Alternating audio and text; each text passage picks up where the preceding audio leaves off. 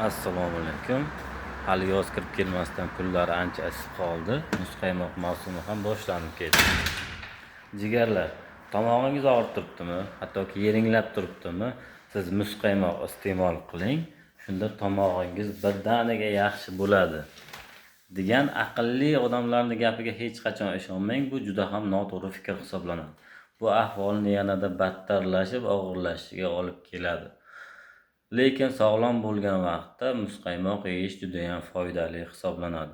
Qanday foydali tomonlari bor? Birinchidan, muzqaymoq tomoqda mahalliy immunitetni va sovuqqa chidamlilikni oshirib beradi.